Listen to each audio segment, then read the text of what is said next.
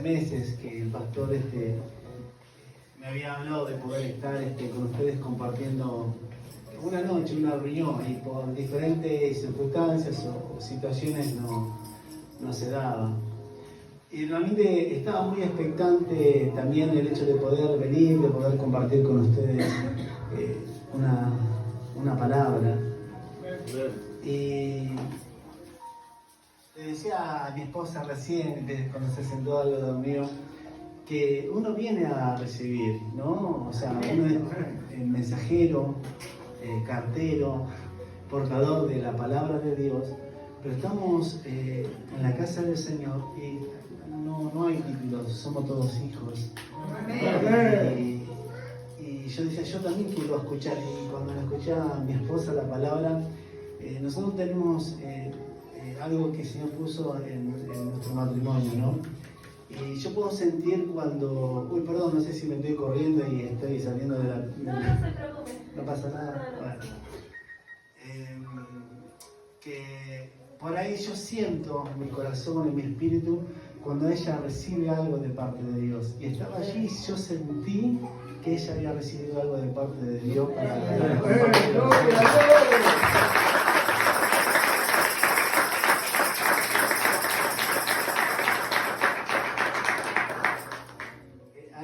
¿A qué voy con esto? Nuestra relación cuando nosotros nos conocimos hace más de 27, 28 años, fue espiritual. Nosotros no éramos compañeros de trabajo y no fue algo que nos vimos y wow, no, nos enamoramos y todo eso, ¿no? Y hubo mariposas en la panza. No, o sea, éramos... Dios te bendiga, pastor. Dios te bendiga.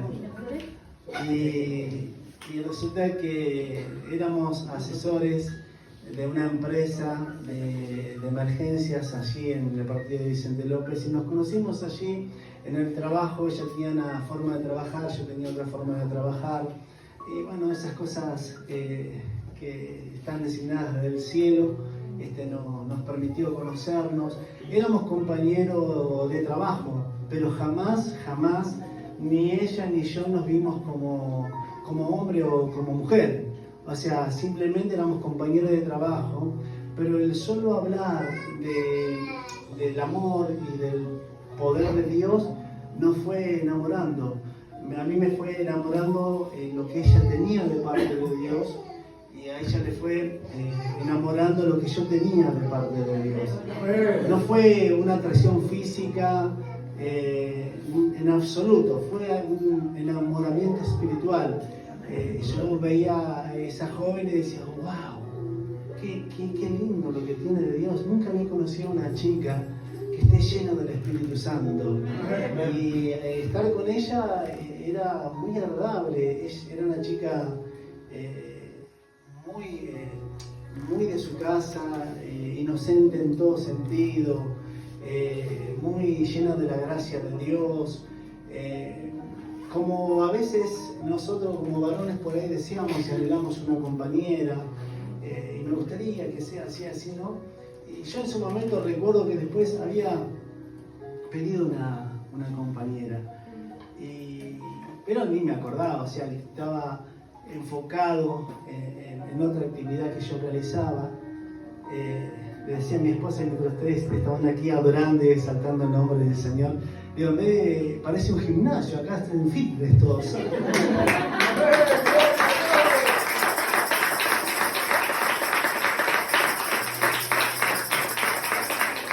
Ahora le comentaron a los hermanos que están decididos de peso para que vengan para acá. Lo van a hacer bajar de peso. Y sabe que muchas veces el ADN de los pastores de la casa se le pega por ende a los hijos. Amén. Y ustedes tienen acá unos pastores que son enérgicos. Amén. Y eso se nota y se le pega a ustedes, o sea, porque es una iglesia pujante, que salta, que activa, que se mueve, y eso está bueno, realmente está bueno. Y como bien decía mi esposa, yo sé que muchos por ahí no sentían hasta quizás ganas de saltar. o quizás no sentían ganas de reírse, pero en ese silbido apacible que ella sentía, porque lo sentí, porque eso es lo que tiene cuando vos te relacionás con una persona que fue asignada desde el cielo para vos, tu compañera, tu compañero. Somos uno delante de Dios. Somos uno. Y esa conexión que ella sintió, yo la sentí. No sé si antes o ella, pero no hablábamos por ahí de otra cosa, pero yo lo sentí. Y dije, wow, porque lo que vos haces en secreto, Dios te lo recompensa en público. Y yo estaba enfocado en otra actividad mía personal que tenía en lo secular. Quizás nunca lo compartí, no sé si le conté al pastor. Quien les habla fue deportista, compitió a nivel nacional y a nivel internacional. Salía en los medios, en la tele, en los periódicos, pero no en la parte de criminales, ¿no? O de policía, en el área de deportes. Y fui una persona muy activa en el área de atletismo. Estuve dentro de los 10 del ranking argentino, casi firmé una propaganda para Gatorade. Estaba más delgado, estaba más fibroso, ahora estoy más gordito, estoy más chachito. Los años pasan, pero realmente Dios me permitió llegar hasta donde Él me permitió. Tenía las cualidades físicas para llegar a competir en los Juegos Olímpicos, y Dios me dijo hasta acá. Y me dijo, más vale ejercítate en la piedad, porque eso tiene fruto para esta vida y la vida venidera. El ejercicio corporal para poco aprovecha, dice Timoteo, ¿no?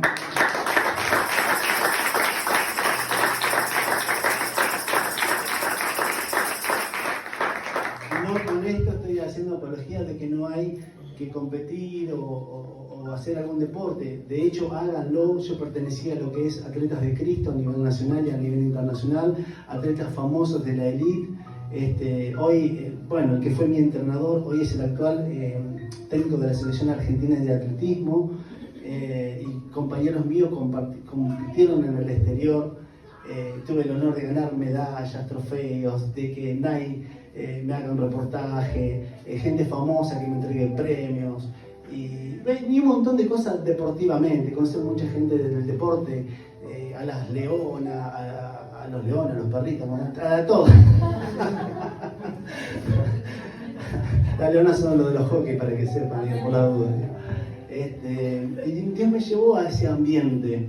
Siempre fui una persona muy competitiva, muy competitiva.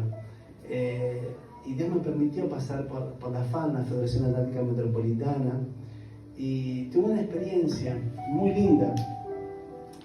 Pero, ¿por qué le comparto esto y por qué no voy a la palabra? Porque siento de compartírselo en el espíritu. Y sabe que, hablando de la competencia, cuando yo me preparaba o me entrenaba para un campeonato o una carrera a nivel nacional o internacional, renunciaba y dejaba muchas cosas. De hecho, en mi adolescencia, en mi juventud, prácticamente yo trataba no tenía, o sea, en ese momento tuve novia, después dejé de tener novia porque me enfoqué en una meta. Y la meta era llegar al ranking, estar rankeado, tener el mínimo para competir en los sudamericanos.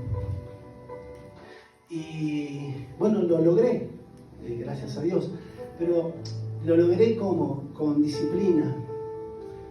Lo logré renunciando a las salidas, como decía el pastor, ¿no? Algunos iban a bailar, mis primos, familiares, amigos, compañeros de la secundaria, salían a bailar, salí yo a las 10 de la noche, me iba al sobre, que mi cuerpo esté descansado, preparado, llevaba una dieta. Mi novia era la pista, tenía 4 curvas, entrenaba en la pista.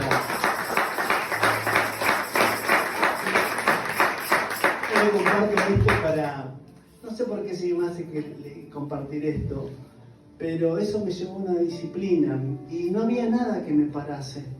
No había sol, no había lluvia, no había tormentas, no había relámpagos. no había absolutamente nada que me detuviera, pero cuando le digo nada, cuando usted ve que había granizo, nada me detenía, porque yo tenía una meta, porque yo quería alcanzar un propósito, quería estar dentro de los mejores en Argentina y poder competir y lograr y llegar a obtener una medalla de oro. Pero nada me detenía porque tenía una meta fija y gracias a Dios tenía las cualidades, pero más allá de las cualidades físicas, tenía ese deseo de figurar, de estar, de decir, yo lo hice, yo lo logré, ¿no? Y cuando yo fui avanzando, en el ámbito cristiano, me di cuenta que cuando yo me sentía mal, dije, si yo para lo deportivo lo di todo, y cuando yo le digo lo di todo, literalmente lo di todo, me entregué en cuerpo, alma, espíritu al deporte, amaba ese deporte, lo que es el atletismo, la competencia de veloz, medio fondo y hasta media maratón, y recorrí hacia Argentina compitiendo y algunos países limítrofes, pero yo lo daba todo. Y cuando me sentía mal en Cristo, me venía, o hasta el día de hoy me pasa esto, que creo que el otro día lo compartí con algunos pastores o en la iglesia, no recuerdo dónde lo compartí, de que cuando no tenés ganas de orar, de venir a la iglesia, de saltar, de poner la cara esa de smile, igual lo tenés que hacer. Y yo decía, a veces no tenía fuerza ni para nada, no quería saber nada de la iglesia, prepararme, y de repente me venía ese pensamiento, y pensar que vos para lo deportivo lo diste todo, y ahora que estás en Cristo, ¿cómo no lo vas a hacer para mí? Y sabes que cuando no tenía fuerzas o estaba en esa situación, yo decía, no, tengo que seguir, tengo que avanzar. Mis niños, somos papás de 3 niños, Priscila, Lucas y Aarón. Cuando volvíamos del supermercado, sobre todo a Lucas, al del medio, que parece hijo de un basquetbolista porque es asiático. Y le daba las bolsas, ¿no? Que veníamos cargadas de los supermercados, gloria a Dios que tiempo nos pesaban las bolsas. Y veníamos caminando en la calle y él me decía, mamá, pesa esto, dame un paso más, le decía yo. Y él me miraba. Y no faltaba un paso más, faltaba como 2 cuadros. Pero y él hacía un paso y me miraba. Y le digo, otro paso, un paso más. Dale, ya falta poco, un paso más. Y él me miraba porque era chiquito. Y yo le decía que siga, que se esfuerce. Y le decía, dale, un paso más, un paso más, un paso más, un paso más. Cuando parece que no tenés fuerza y que no querés, o mejor dicho, que querés bajar los brazos, dejar el ministerio, el llamado, el servicio, ¿no? Un paso más. La palabra habla del atleta bíblicamente. Después, búsquenlo ahí, la palabra habla del atleta. Habla de que todos corren y solamente uno tiene la corona.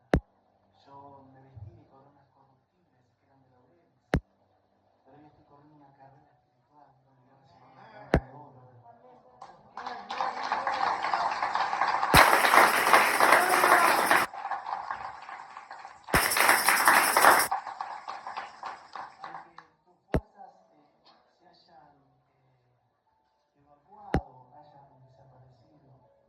Siempre tenemos la oportunidad de seguir adelante.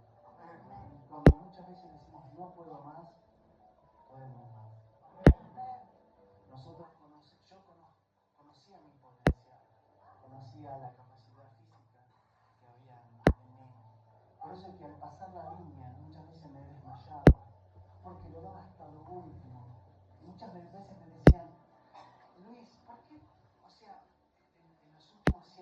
150 metros o 200 metros antes de llegar a la meta, me venían unas fuerzas sobrenaturales que pasaba al que tenía delante, yo lo pasaba y me decía, ¿por qué parecía como que corría mal? O sea, que me había guardado fuerza. No, pero el solo hecho de saber que la meta estaba ahí y que me faltaba tan solo un poquito, aparecía dentro de una fuerza y me decía, o sea, que quería vencer al que venía delante mío y de hecho lo hacía. Y esa fuerza venía, ¿no? Y sacaba una fuerza impresionante. Cuando a veces nosotros pensamos que no vamos a llegar de repente, viene la fuerza de parte de Dios.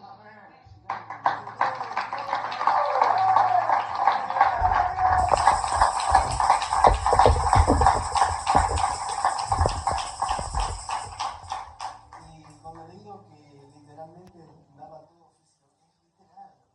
Muchas veces, para los que no saben, los deportistas cuando se esfuerzan al máximo nivel, al máximo que corre lo que se llama por las piernas axiloláctico, donde no sentís las piernas, o sea, no las sentís. O sea, ese es cuando sucede eso, ya no tenías fuerzas y no te responden las piernas. Eso es llegar al nivel máximo. Provoca en el cuerpo físicamente, esto es comprobado científicamente, que el cuerpo como que quiere vomitar, como que se desmaya, se desploma, se cae. Y eso literalmente darlo todo. Lo dio todo. En la cruz lo dio todo. Y no fue por una corona, por un premio, una medalla. Él lo dio y lo hizo simplemente por amor. Y lo dio todo por amor. Yo tenía una meta.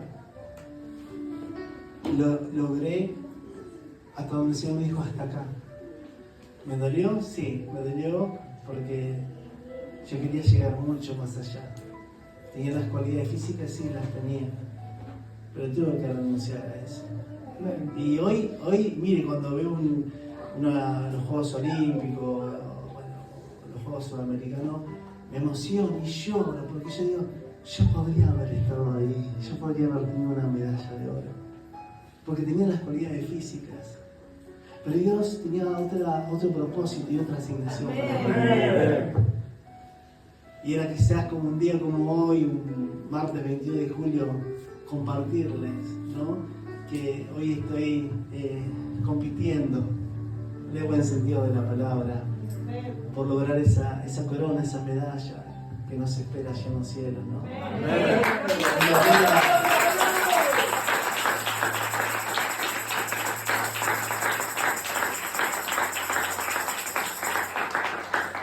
nos diga, buen siervo fiel, pasa a tu morada.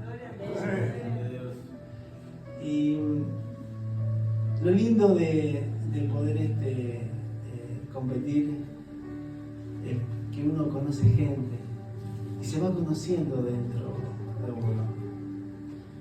Va conociendo sus dificultades y sus cositas que son quizás lo hacen más fuerte, las características personales de cada uno, ¿no?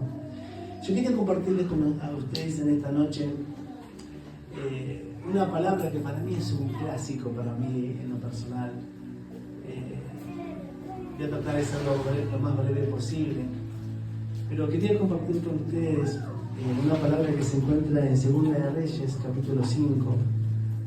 No sé si la ministré acá, si la ministré en la iglesia. Acá, bueno, no, porque creo que es la primera vez que vengo, pero no sé si la compartí en la iglesia cuando fueron los hermanos que fueron ese primer día. Levánteme la mano a los hermanos que fueron allí a la iglesia, que conocieron nuestra iglesia. ¿Prediqué en esto? Corríjanme. ¿No? Segunda de Reyes, capítulo 5. ¿No? Porque si no, no cambia el mensaje, porque uno como buen deportista, como buen maestro de boceto, siempre llevo preparado varios mensajes. Y digo, Señor, ¿qué ministro? ¿Qué comparto?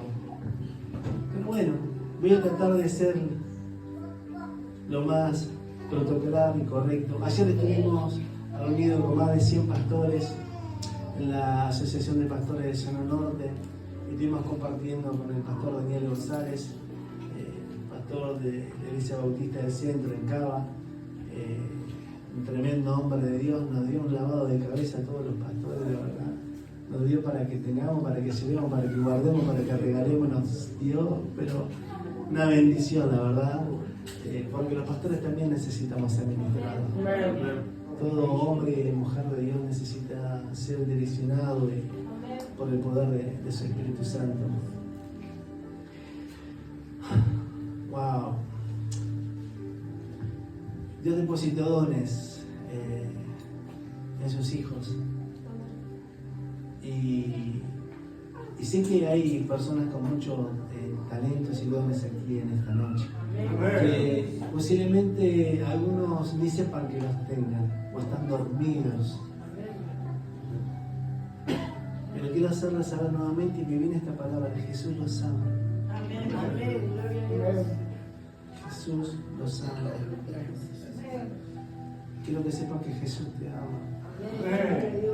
Jesús te ama. Jesús te ama. Segunda de Reyes, capítulo 5, versículo 1 en adelante, habla de una historia muy conocida, muy de película y de dibujitos animados, la historia de Eliseo y de Naamán, este tremendo varón, general del ejército de Siria, que había sido llamado con un propósito y una asignación. Naamán, general del ejército del rey de Siria, era varón grande delante de su Señor y lo tenía en alta estima, porque por medio de él había dado Jehová salvación a Siria. Era este hombre valeroso en extremo, pero leproso, dice la palabra. Este hombre, que era general de uno de los ejércitos más poderosos en la tierra, había dado libertad a Siria, y dice que Dios, lo utilizó para traer salvación a toda una nación. Estamos hablando de un hombre que no era cristiano, que no era un siervo de Dios. Estamos hablando de una persona pagana. Estamos hablando de una persona que era reconocida, que tenía cartas de recomendación. Era un hombre que físicamente y personalmente era un hombre valiente. Pero no era solamente valiente, como dice Josué 1:7, mira que te mando que te esfuerces y que seas valiente. Este era valiente en extremo. Era tipo un Rambo. Era un hombre realmente instruido, preparado, capacitado, como de las fuerzas especiales, porque no era solamente valiente, era extremadamente valiente. Y la palabra lo aclara y lo resalta. ¿Y por qué yo lo menciono y lo resalto justamente? Porque esto muchas veces cuando lo leemos pasa como, bueno, era valiente. No era valiente solamente, era extremadamente valiente. Porque le compartiré algo: valiente no es el que no tiene miedo, valiente es el que tiene miedo y enfrenta la situación.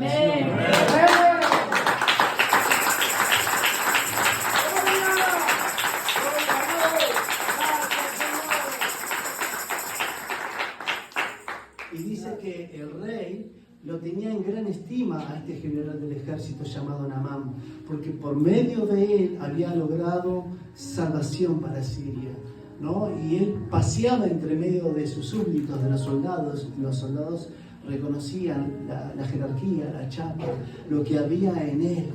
¿Por qué lo reconocían? ¿Porque era extremadamente valiente? Sí. Pero ¿saben también por qué lo reconocían? Porque Naamán tenía una dificultad. Y esa dificultad era que era leproso. Y si nosotros leemos toda la historia, en ningún momento Naamán se queja de esa situación. Él no ponía excusa: no voy a evangelizar, digo, no voy a pelear.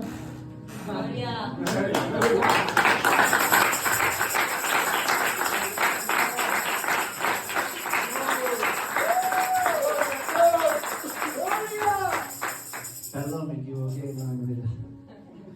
Dice, no voy a ayudar. Si leemos la escritura, en ningún momento Naamán se queja de la situación de su salud. Y no pone como excusa, me duele la cabeza, me duele... No, a ver, no es que le dolía la cabeza, que no podía caminar, que tenía un dolor de cintura, que estaba, bueno, no podemos ir indispuesto porque era varón. Pero no era que, no, o sea, tenía una situación realmente dificultosa. ¿Sabes lo que la lepra generaba? La lepra, o sea, la carne se podría y perdía toda sensibilidad. Y las partes del cuerpo se le iban cayendo y él no las sentía. Y sin embargo, así, no hay una sola palabra de Naamán diciéndole al rey, a su señor, que no iba a ir a pelear y no iba a defender a su nación.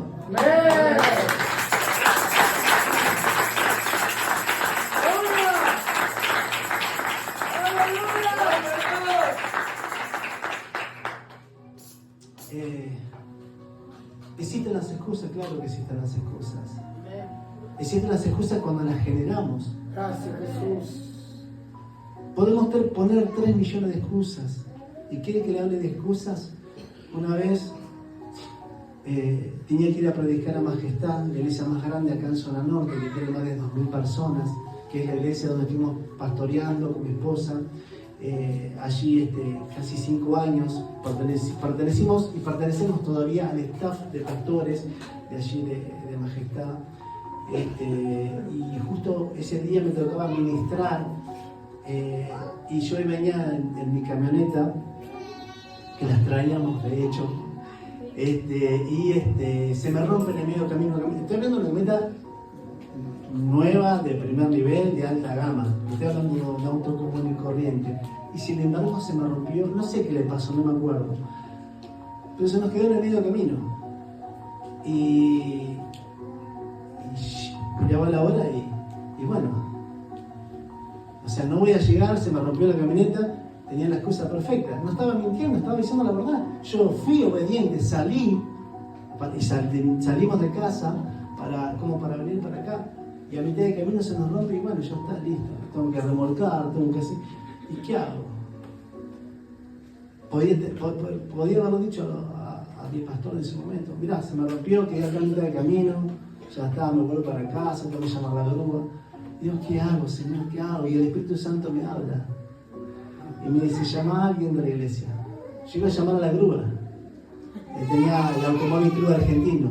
El Automóvil Club llamo así, al toque está. Y bueno, llamo a un pastor de ahí, viene, nos remolcan, llegamos a la iglesia y justamente de qué iba a ministrar ese día, de las excusas, increíblemente. Increíble, pero mire cómo Dios prepara toda la situación y Dios se vale de todas las situaciones que nosotros vivimos para utilizarlas para los mensajes, para poder vivirte la vida. Justamente iba a hablar de las excusas ese día y yo tenía la excusa perfecta para decirle a mi pastor, mirá, no puedo, me quedé en medio camino. ¿Estaba mintiendo? No, estaba diciendo la verdad. Pero sin embargo, como atleta, diciéndole un paso más. Y fui, llamé, llegué, di el mensaje, ministré y compartí lo que Dios me dijo.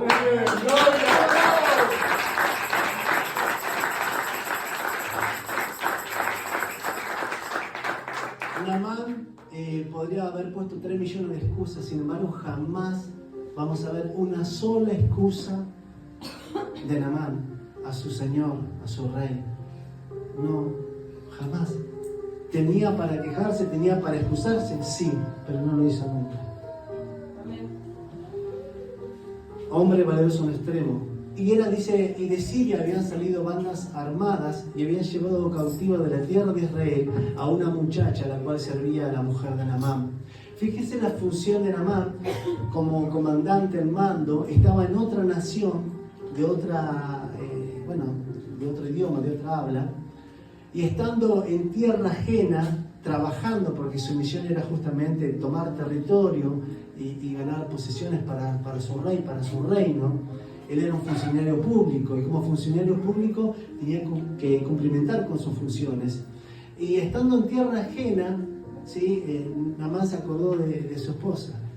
¿Sí? ¿Cómo se acordó de su esposa? Sí, porque tomó una muchacha, dice, de la tierra de Israel y se la llevó a su esposa, ¿no?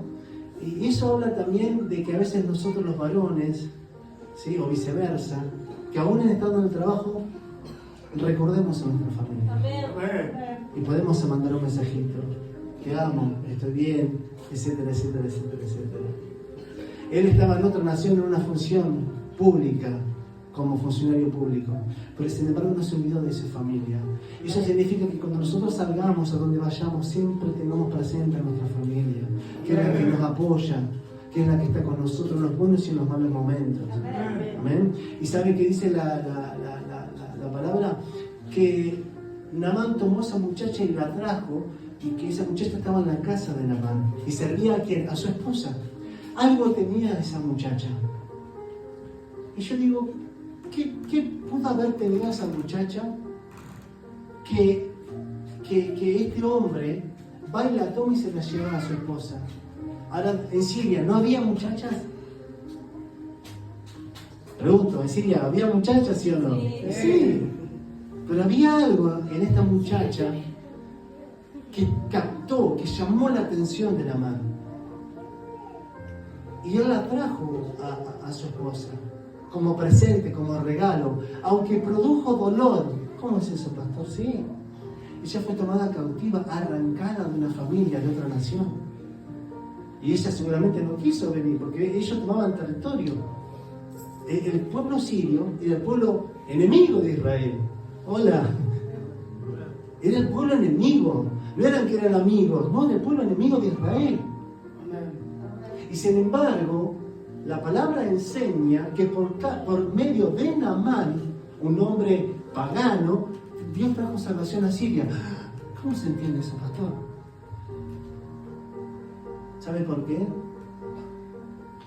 Porque Dios utiliza a la gente de gobierno, Dios utiliza a los hombres que están en eminencia, con propósitos y fines cristianos, que aunque ellos no lo entiendan, como ahora después van a entender dónde termina esta historia, Dios va acomodando, ¿sí?, las situaciones para lograr sus fines y sus propósitos en su pueblo.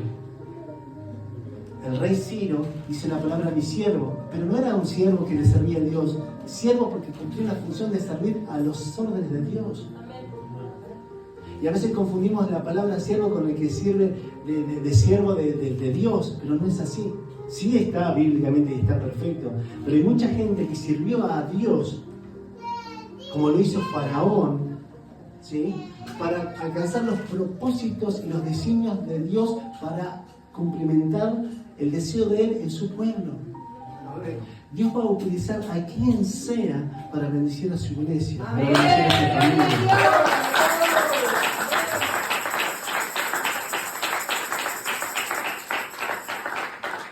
Esta muchacha era especial. Esta muchacha llamó la atención de Naamán. Se la trajo su esposa y esta chica estaba allí en la casa, en el palacio. Tengamos en cuenta que Naamán no era un simple soldado, era un funcionario público de alta jerarquía, ¿sí?, y que tiene una posición económica muy alta, ¿sí? Era como el segundo al mando de toda la nación y tenía una posición económica, pero teniendo todo, mire, tenía una esposa que lo amaba. Y él se lo demostraba que él también la amaba, porque él, estando fuera de la tierra, llevó una muchacha para que la atienda a su esposa. Había una unión en ese matrimonio, se amaban. Nosotros, si leemos en el versículo 3, dice: esta dijo a su señora: si rogase a mi señor al profeta que está en Samaria, él lo sanaría de su lepra. Amén. Esta chica, o esta muchacha, mejor dicho, estando en la casa de Naamán, allí en el palacio real, me imagino que escuchaba la conversación entre la esposa de Naamán y Naamán, y que cuando Naamán salía en funciones públicas o a la guerra a cumplimentar con la asignación que el rey le había otorgado, ella quedaba en su casa y muchas veces habrá escuchado las palabras entre Naamán y su esposa. Y como buena esposa, ella seguramente lloraba porque la enfermedad que tenía Naamán no tenía curación, no existía. un remedio. No existía algo que para solventar ese dolor. No existía. Entonces me imagino que esta muchacha habrá visto muchas veces llorar a la esposa de Naamán en su cuarto, porque ella la atendía. Y habrá dialogado muchas veces, porque ella en el versículo 3 le dice: si rogase mi Señor al profeta que está en Samaria, él lo sanaría de su lepra. Miren, porque yo dije al principio que a pesar de que Naamán trajo una bendición para su casa, también produjo dolor, porque arrebató a una jovencita, ¿no?, que la arrancó de sus raíces, de su familia, de su entorno. Pero acá vamos a aprender algo más también. En ningún momento esta muchachita se queja. Y mire lo que tiene, la empatía que tiene, que no ve su dolor, sino que ve el dolor de su amo, de su señora y de su señor. ¿Ella tenía dolor? Claro que sí. Le había arrancado de su familia, de sus hermanos, de otra nación, cautiva, presa, sirviendo a un hombre poderoso. ¿Tenía dolor? Sí. Si leemos la historia, en ningún momento ella se quejó. En ningún momento ella blasfemó contra Dios. Y mire lo que ella dice a esta muchacha.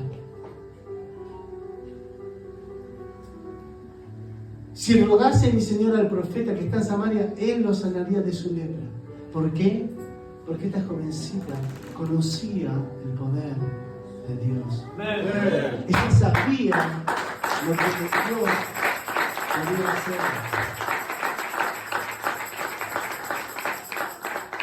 Ahora, póngase en el lugar de esta chica.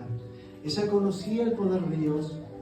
Ella conocía lo que Dios podía hacer. ¿Y por qué Dios no lo hizo con ella? Si los ángeles del Señor acampan a aquellos que le temen, ¿por qué Dios no guardó a esta joven israelita que servía a Dios? ¿Por qué Dios no veló por ella y su familia? ¿Por qué fue arrebatada? Todas esas situaciones y prejuicios que nosotros muchas veces nos hacemos. ¿Por qué a mí? ¿Por qué me pasa esto? Porque detrás de ese dolor o de esa situación hay un propósito. No aplaudan. Yo agradezco que aplaudan.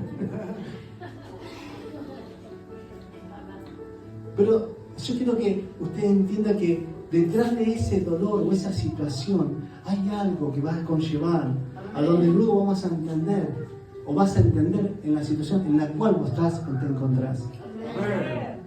Porque muchas veces nosotros no comprendemos por qué me pasa esto a mí. Si yo estoy sirviendo, yo diezmo, yo oro, yo cumplo, yo vengo.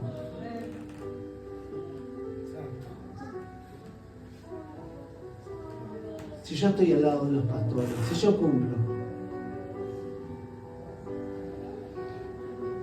Esta joven conocía el poder de Dios, claro que conocía el poder de Dios. Por eso se animó a hablarle a una de las mujeres más poderosas de la tierra en ese momento, la esposa de Naamán. A estar en una casa real, en un lugar estratégico, gubernamentalmente. Dios la llevó y la puso en ese lugar. Era una joven que estaba dentro de la casa como empleada doméstica.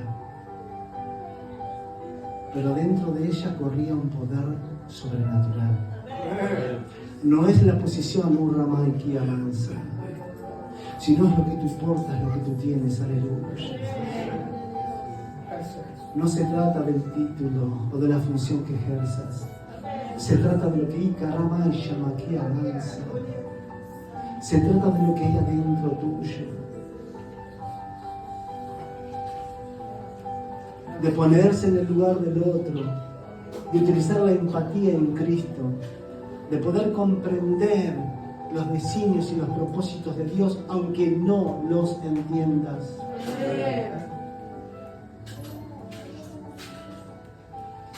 Dice la palabra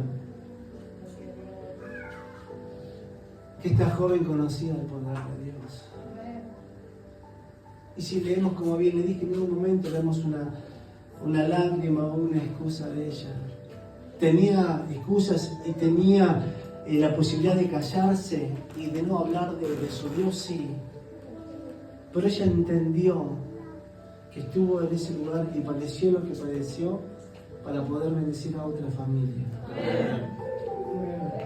A veces nuestras situaciones de dolor son cicatrices que vamos a llevar y nos van a doler y no vamos a poder comprenderlas. ¿Por qué nos pasó eso?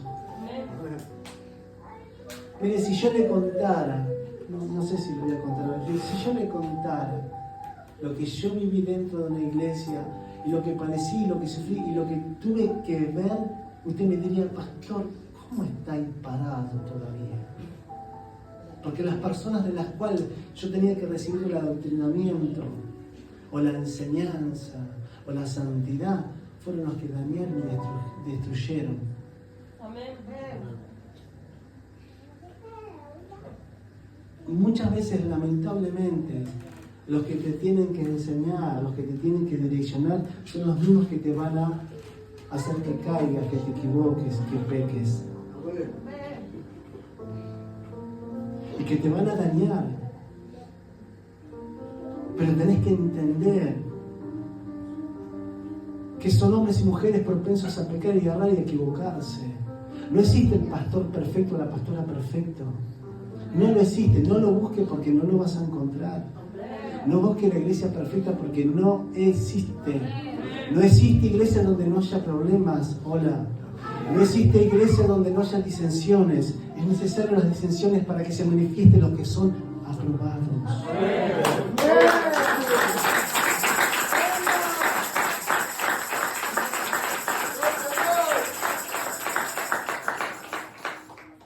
Hay cosas que las vamos a entender y hay otras cosas que no. Pero muchas veces el dolor va a ser nuestro maestro. El dolor, sí.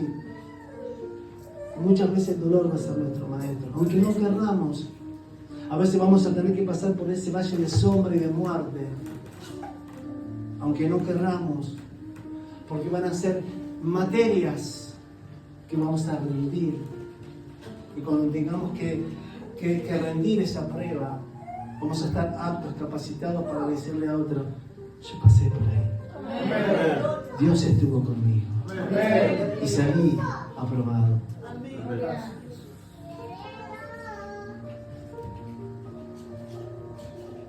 Y le dijo el rey de Siria, versículo 4, y entrando Naamán a su señor, le relató diciendo, así ha dicho una muchacha que es de la tierra de Israel. Fíjese lo que una simple muchacha hizo en una casa de un funcionario público, de una persona muy importante. Habló con su esposa llevó el mensaje a su esposo llevó el mensaje al hombre más poderoso, al rey, y le presentó esa situación. Hay una chica que yo tomé, que está trabajando en casa, que me habló de que allí en Israel existe un profeta, dice que me puede sanar. Fíjese lo que es hablar en el tiempo y en el momento adecuado. Fíjese lo que es hablar y no callarse y no mirar mi dolor y mirar el dolor ajeno. Eso hizo Jesús. Se negó, Él no vio su dolor, lo que tuvo que padecer por vos y por mí. Esta jovencita no vio su dolor, no vio su situación, se puso en el lugar de las lágrimas de su señora y que seguramente lloraba. Y esta gente se ve que era buena porque la trataba bien. ¿Por qué no dice que la trataba mal? A veces como cristianos no damos buen testimonio. Y hay gente que no es cristiana y tiene mejor testimonio que vos. No tendría que ser así. Nosotros tenemos que reflejar lo que vivimos.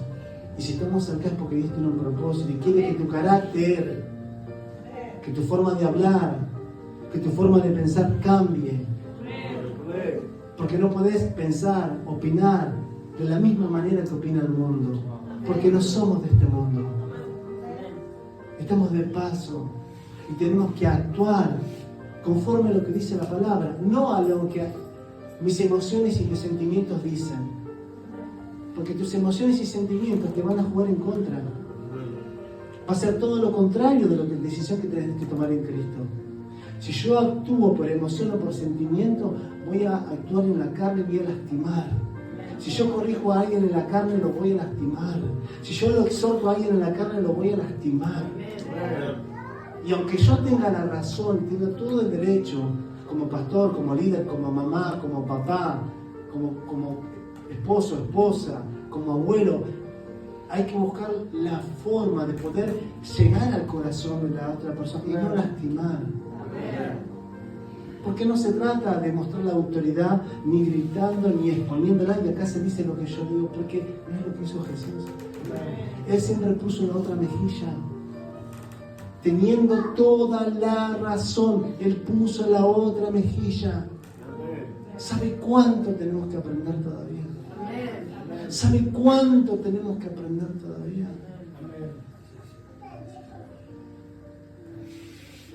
Necesitamos humillarnos. Necesitamos humillarnos delante de los hombres, delante de Dios en primer lugar.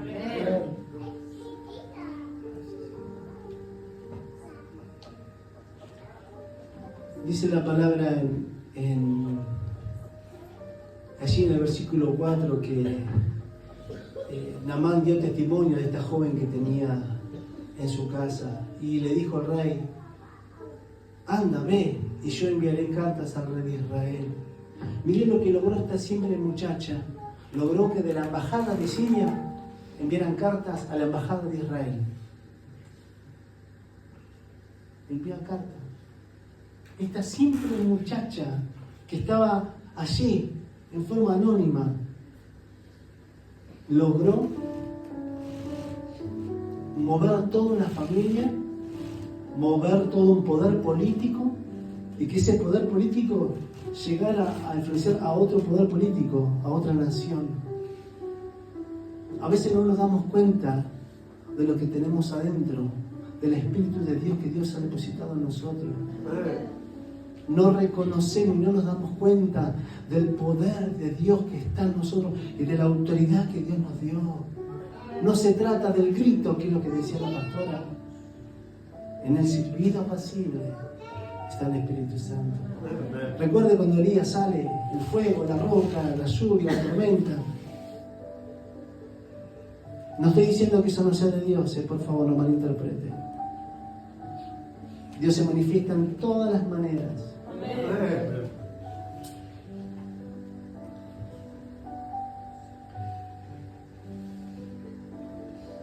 Salió pues él llevando consigo 10 talentos de plata y 6.000 piezas de oro y 10 mudas de vestidos. El rey lo envió a Naamán, ¿sí?, con un equipo que lo custodiaba, que lo acompañaba y llevaba poder económico. ¿Por qué? Llevaba poder económico. Dice, también tomó en el versículo 6 cartas para el rey de Israel que decían así: cuando lleguen a ti estas cartas, sabe por ellas que yo envío a ti mi siervo Naamán para que lo sanes de su lepra. Luego que el rey de Israel leyó las cartas, rasgó su vestido y dijo: soy yo, Dios, que mate y dé vida para que éste envíe a mí a que sane un hombre de su lepra. Considera ahora y ve cómo busca ocasión contra mí. El rey de Israel, aunque era rey, era un carnal, porque no supo discernir lo que estaba aconteciendo. Porque este hombre de Siria, pagano, tuvo más fe y creyó, enviándolo de una nación, pagándole el pasaje en avión, y se fue con todos sus carros y el séquito que lo acompañaba. Tuvo más fe el rey de Siria, Naamán, que no eran paganos, y creyeron que el mismo propio rey de Israel, a quien servía al Dios y llenaba la boca hablando de Dios, y no creyó. Hola, ¿se dan cuenta que los títulos no sirven? No se trata del título, del cargo que tengas, se trata de lo que tengas, de lo que portás, de lo que hay adentro tuyo, en los momentos que tenés que hablar con autoridad de parte de Dios. Y es Dios obrando a través de ti. La verdad te hace libre, no el cargo, no la posición, no los títulos, no los estudios. Hay que estudiar, hay que prepararse, sí. Con mi esposo lo hemos hecho por muchos años. Estamos preparados, instruidos, somos profesores en seminario. Pero no se trata del mucho estudio. La mejor universidad está a 50 centímetros de tu rodilla. El que entendió, entendió.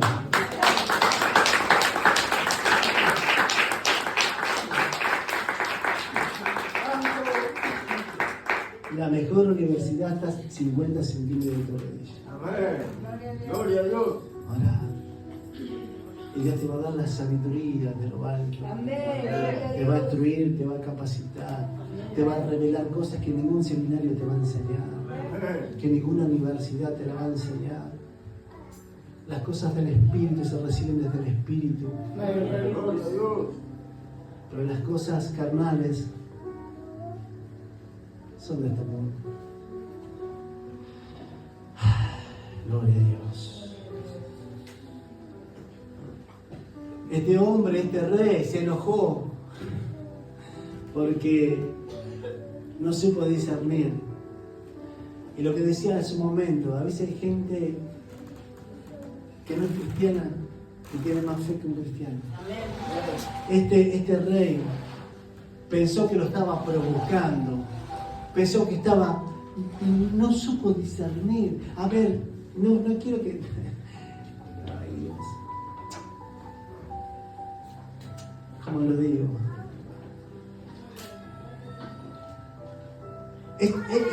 Este rey no entendió el propósito, no entendió lo que Dios quería hacer y actuó carnalmente. No vio el propósito.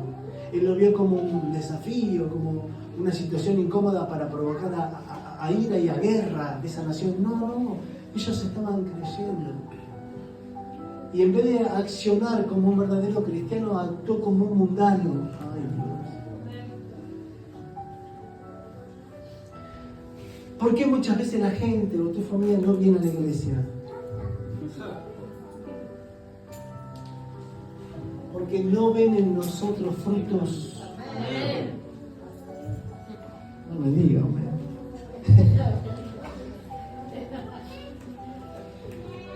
Gracias, Señor. ¿Cómo querés ganar a tu familia si no hay testimonio? ¿Cómo querés que vengan si ellos te están mirando a vos y reaccionás igual que el mundo? Tienen que ver un cambio en tu vida. Amén. En la forma de hablar, en la forma de vestir. En tu cuarto, cuando entran tus padres y digan, mirá, hay un cambio. No aparece Hiroshima, las zapatillas ya acá. Abajo de la cama, cucaracha, rata. Gloria. ¿Cómo quieren que vean un cambio si la casa está siempre igual? Amén. Oye, ¿cómo querés que vean un cambio y tengan el deseo de venir a la casa del Señor si no lo ven en vos? Y actúas de la misma manera y hablas de la misma manera y accionás de la misma manera. Ellos van a acercarse cuando vean un cambio genuino, literal, real.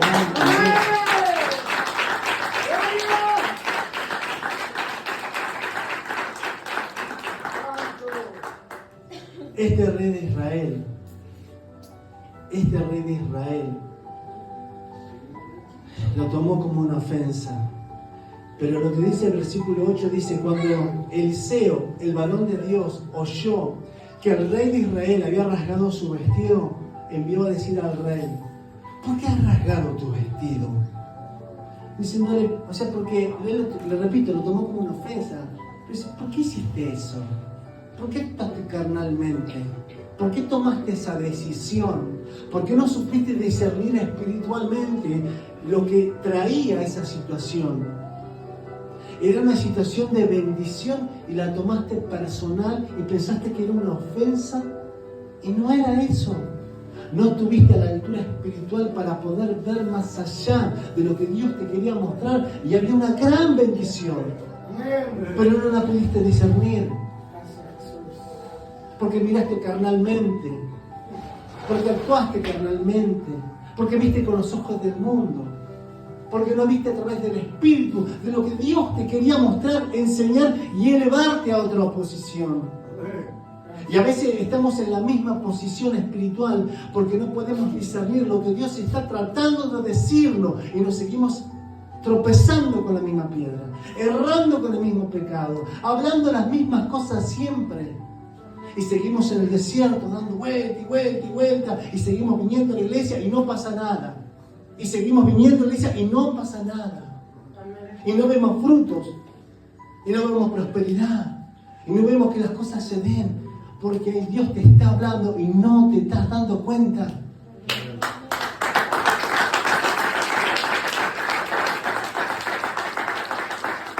Ustedes pensarán que Dios quería que Israel esté 40 años perdiendo el tiempo. Nosotros lamentablemente ponemos el palo en la rueda y no crecemos porque somos cabezones. Porque en vez de actuar espiritualmente, no. O sea, a mí me dijo, me va a escuchar ahora. No es así. Si estás sirviendo a Dios, tenés que estar preparado para que blasfemen en contra tuyo. Para que digan cosas que son mentiras. Para que te escupan en la cara. ¿Te va a doler? Te va a doler. Para que te traicionen dentro de la congregación, tenés que estar preparado. Nos han traicionado, nos han escupido, han hablado mentiras, pero seguimos adelante. ¿Sabe por qué? Porque le pasó a Jesús. Y lo han clavado, y lo han matado. Y es lo que quiso el enemigo desde siempre, aniquilar y desaparecer la voluntad de Dios acá en la tierra. Pero si nosotros nos dejamos llevar por las emociones y los sentimientos, vamos a herir, vamos a lastimar, vamos a actuar y no vamos a poner otra mejilla. ¿Sabe cuántas veces le he pedido perdón a mis hijos? Un montón de veces. Porque como papá me he equivocado, como pastor me he equivocado, como esposo me he equivocado. ¿Sabe cuántas veces le pedí perdón a mi esposa? Porque no existe el pastor ni el hombre perfecto.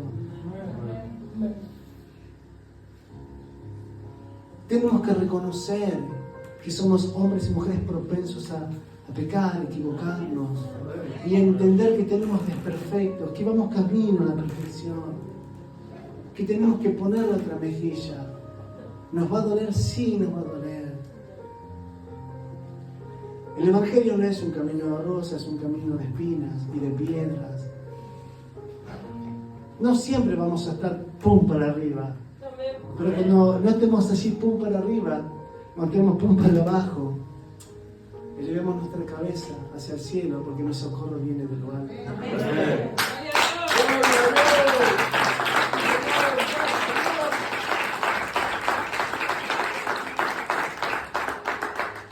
Me sale mucho el maestro en la palabra, porque soy maestro y enseño a través de la administración y de la palabra. Porque lo he vivido y lo vivo en carne propia. Y lo hablo con total autoridad porque lo he vivido y lo hemos vivido en carne propia. Sabemos lo que es que te traicionen, que te menosprecien, que te dejen de costado. No, vos no cumplís con los requisitos.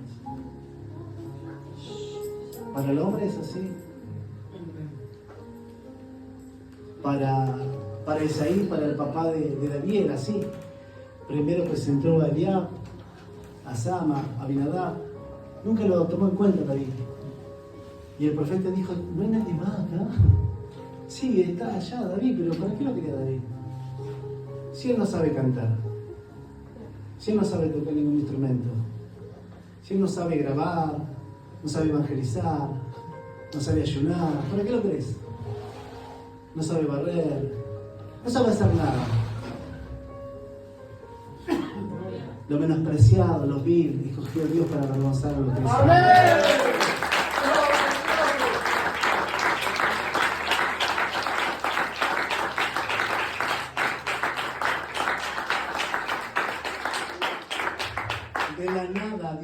todo. De la nada Dios hace todo. Dijo Eliseo, porque ha rasgado su vestido, y dijo, venga ahora a mí y sabrá que hay profeta en Israel. Mire el manto que se puso, la responsabilidad que cargó. No le estaban diciendo, bueno, tiene dolor de cabeza, bueno, vamos a dar por el dolor de cabeza al hermano para que se le vaya. Por ahí se le va a tomar una pastilla y se le fue, y ni mi oración, se le fue. Pero acá no era eso. Acá le estaban diciendo, trae al leproso. ¿Cómo? Trae al leproso que yo lo voy a sanar. Primero, eso es saber quién sos delante de Dios. Tener entendido tu ADN espiritualmente, quién sos delante de Dios. Lo que Dios puede hacer a través de tu vida. Lo que es creerle a Dios y poner tu fe y tu confianza en primer lugar, no en el hombre sino en Dios, y estar certero y seguro de que Dios va a respaldar tu oración. No le estaba diciendo, vení, vamos a orar por un trabajo porque me duele la cabeza. Él sabía que Dios podía actuar y sanar esa lepra. ¿Quién tiene ese poder de decir, ahora traigan un paralítico, que lo vamos a orar y se va a levantar? Hay que tener convicción y creer de verdad que Dios te va a respaldar. Y no agarrar a un hermano y llevarlo, sí, camina, y dejaré y sigue sentado. Porque pasa eso en tu iglesia. Lamentablemente pasa. Y la gloria se la lleva el hombre para hacer propaganda, pero no camina, no son milagros reales. Entonces tenemos que hablar siempre con la verdad y testificar la verdad. Siempre. Y vino Naamán con sus caballos y con su carro y se paró a las puertas de la casa de Eliseo. Cuando él llegó con todo el contingente político. O sea, sus carros era como si hubiese llegado como llega Donald Trump, ¿sí? A las embajadas, que llega toda la custodia, los satélites, que preparan todo. Bueno, así llegó Naamán, con todos sus carros, que eran los autos del momento. Y se paró a la puerta, dice, ¿no? Y cuando llegó allí el vecindario, toda la gente miró, porque los carros eran gente de poder, funcionario público, no tenía nada más. Y la custodia. Y dice que entonces Eliseo le envió un mensajero diciendo, ve y lávate 7 veces en el Jordán y tu carne se te restaurará y serás limpio. ¿Quién era Naamán? Era un hombre, un funcionario público muy fuerte, muy poderoso. ¿Y lo recibe Eliseo? No. Lo recibe el criado. Él como hombre de jerarquía, de estar en contactos con gente pudiente, con gente de gobierno, como funcionario público, y esperaba que salga el profeta. Porque lo que él está acostumbrado a moverse en ese ambiente gubernamental de poder y de jefes a jefes. A mí no me mandé el empleado. Yo trato con el dueño del circo, dirá. Pero menos mal que Dios no tuvo así. Y Naamán se fue enojado diciendo, ¡he aquí! Yo decía, para mí saldrá él luego y estando en pie invocará el nombre de Jehová su Dios y alzará su mano y tocará el lugar y sanará la lepra. Eso es lo que él pensaba, eso es lo que piensa la iglesia muchas veces. El pastor tiene que hacer así las cosas, La pastora tiene que actuar así, Eso es lo que cree la iglesia. Hola. ¿Es así? No, no es así. Eso es lo que creía Naamán. Y eso es lo que cree no solamente los que estamos aquí adentro, sino mucha gente que no está dentro de la iglesia también. Que el pastor tiene que tener esta forma, la pastora tiene que manejarse de esta forma. ¿Dónde está el manual? ¿Dónde dice eso? Pero sí entendemos que hay un manual, ¿sí? De cómo comportarse como cristianos, los deberes cristianos. Pero la multigracia forma de obrar de Dios y del Espíritu Santo, no hay un cuadernito. ¿Cuántas veces Jesús sanó a los ciegos, bíblicamente? Muchas. ¿Y a todos los sanó de la misma manera? ¿No untó barro? ¿No escupió? ¿No le puso las manos para el mismo milagro? ¿Se dan cuenta que Dios no actúa de la misma manera para las mismas situaciones? ¿Pueden entender eso? Que no es como yo creo, como yo pienso, sino es como Dios, en su soberanía absoluta, puede decidir. No es lo que yo pienso o lo que yo creo, sino como Dios quiere obrar y actuar. Mire, le voy a contar algo. Hace muchos años atrás, una prima mía estaba embarazada y me dice mi tía, Luis, yo era ni líder de joven, era un hermano más de la iglesia, pero siempre creí que había un plan divino para mi vida. Y sabe que me dice, ¿por qué no orás por ella? Porque está pasando una situación difícil en su embarazo y está complicado, le dice. ¿Por qué no orás, por favor? Bueno, mi tía, mi prima, un bebé que está en camino, lo más lógico, lo más común, que uno va a bendecir, va a declarar vida, Señor, y todo lo que uno puede imaginarse. Fue lo que yo fui a hacer en ese momento, estando allí, en el comedor de la casa de mi tía. Cuando pongo la mano sobre su pancita, me quedé mudo. Literalmente me quedé mudo. No me salían palabras. Y aprendí muchas cosas.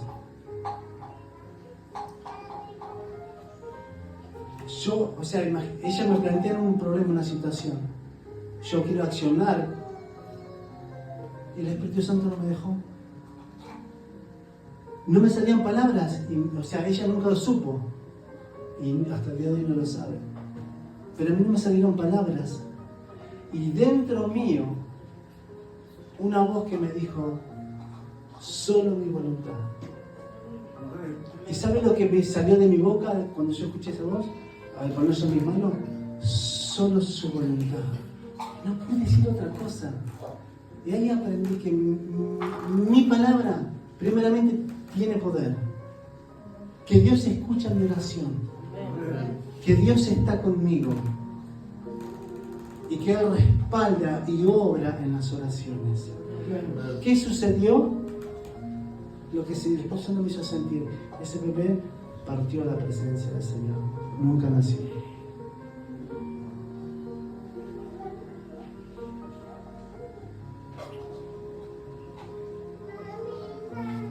Yo le iba a decir eso a mi tía y a mi prima. No se lo dije. Yo lo sentí, yo lo sabía. Pero nunca se lo dije. Hasta el día de hoy. Pero entendí que Dios no está obrando acorde a ¿cómo se dice? Un molde. Que uno tiene autoridad como hombre, hombre de Dios, como siervo de Dios. Pero es su voluntad. ¿El deseo mío era bueno? Sí. ¿Era una buena acción? Sí. Y hay muchas veces que nosotros pensamos que son buenas acciones, pero no están en la voluntad de Dios. ¡Opa! Y al fin es bueno, era bueno, pero no estaban los planes de Dios. Y hay muchas situaciones donde nos encontramos que están buenas las propuestas, están buenos los proyectos, está buena la forma, pero podemos tener que preguntarle, Señor, ¿es tu voluntad esto? Porque nos podemos encontrar con el no. Eso es lo que pensó Naamán, es lo que le aconteció a Naamán. ¿Y qué le pasó? Como toda la gente del mundo, se enojó. Se enojó. Versículo 11. Se fue enojado diciendo, aquí yo decía para mí, y bueno, lo hemos leído. Y en el versículo 12 dice, Abana y Farfar, ríos de Damasco, no son mejores que todas las aguas de Israel. Si me lavare en ellos, ¿no seré también limpio? Y se volvió y se fue enojado. Es lo que le estaba diciendo, escuche esto por favor, lo que le estaba diciendo Naamán, tiene que hacer así, no así. Abana y Farfar, río de Damasco, ¿no son mejores que el río donde vos me estás mandando? Sí es lo mismo, pastor, ¿para qué me dice que haga esto? Si así es lo mismo. Gloria. No es como vos querés. No es como yo quiero. No es mi diseño. Es como Dios quiere, como los pastores que están aquí mandan.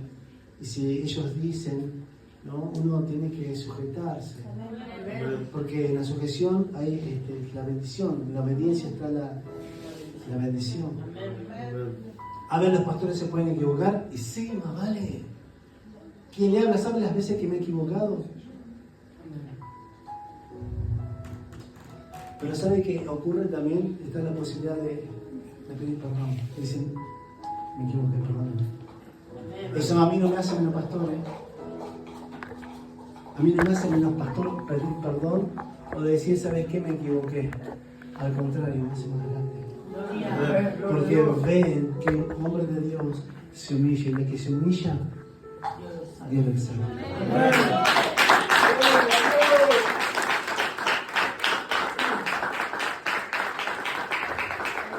Estamos terminando ya. Y dice, si miraba en ellos, ¿no se ve también limpio y se volvió y se fue enojado? Versículo 13 dice, mas sus criados,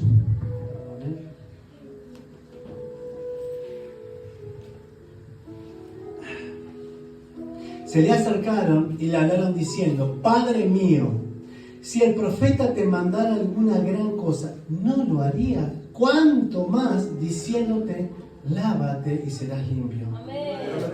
Mire, nadie de los que estamos aquí en esta noche puede poner una excusa o decir a mí, Dios nunca me habló. Nadie.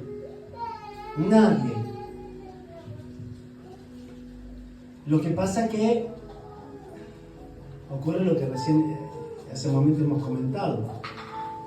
Pero nadie de los que estamos aquí podemos decir a mí Dios nunca me habló.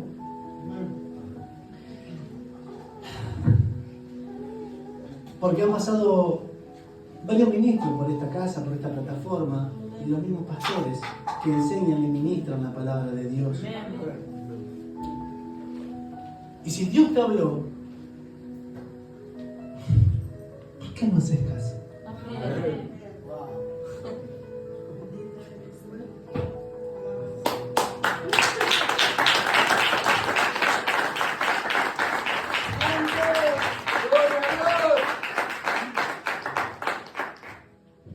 El profeta te habló, te dijo, ¿por qué no haces caso? Ahora miren,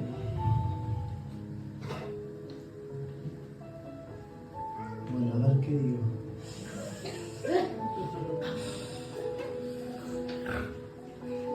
Él entonces, versículo 14, él entonces descendió y se zambulló 7 veces en el Jordán conforme a la palabra del varón de Dios. Y su carne se volvió como la carne de un niño y quedó limpia.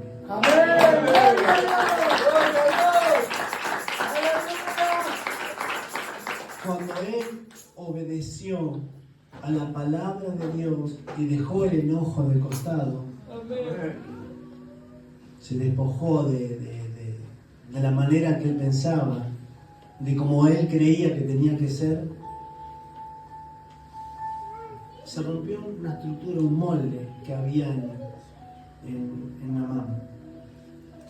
Él pudo comprender que no era como lo que él pensaba, sino que era de la forma de la que Dios quería sanarlo.